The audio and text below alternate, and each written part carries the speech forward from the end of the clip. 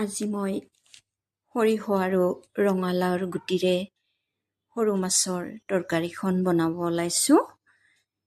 এয়া মই সৰিয়হ লৈছোঁ, ৰঙালাওৰ গুটি, জিৰা, শুকান জলকীয়া, আদা, নহৰু, পিঁয়াজ, বিলাহী। এতিয়া মই এই গোটেইখিনি মিক্সিত খুন্দি ল'ম। কিছু পিঁয়াজ আৰু কেঁচা জলকীয়া মই ইয়াৰ মাছৰ লগতে সানি ল'ম।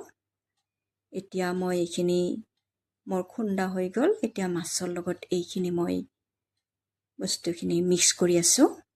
ইয়াত নিমখ দিলোঁ, হালধি আৰু এইটো নগা ধনিয়া, নৰসিংহৰ পাত দি এইখিনি মই কিছু সময় থৈ দিছোঁ।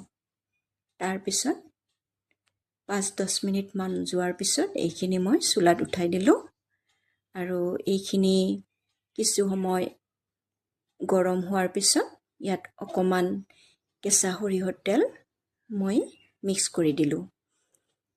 এইখন খুব ভাল লাগে। মই প্ৰায় সৰু মাছ হ'লে এনেকৈ বনাওঁ। খুব টেষ্টি হয়, এনেকৈ খায়ো ভাল লাগে।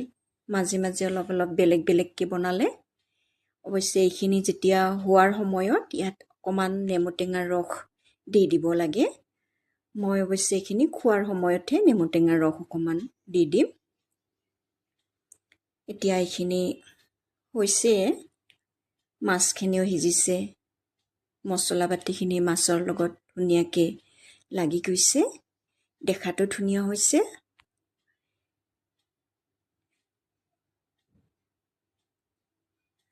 এইখিনি এতিয়া মই নমাই থ'ম।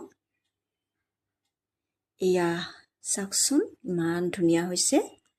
এতিয়া আৰু পৰিৱেশন কৰাৰহে সময়। মোৰ এই তৰকাৰীখন কেনে পালে মোক জনাবচোন। খুব ভাল লাগে। আপোনালোকেও নিশ্চয় বনাই খাইছে এনেকৈ, কিন্তু মই এনেকৈ বনাওঁ। আপোনালোকে বা কেনেকৈ বনাওঁ মই নাজানো, কিন্তু খুব ভাল লাগে এইখন। সৰু মাছ আজিকালি পোৱাই টান, কিন্তু খাই খুব ভাল লাগে। আজি বিচাৰি বিচাৰি সৰু মাছ আনিছোঁ আৰু এনেকৈ বনাই ল'লোঁ।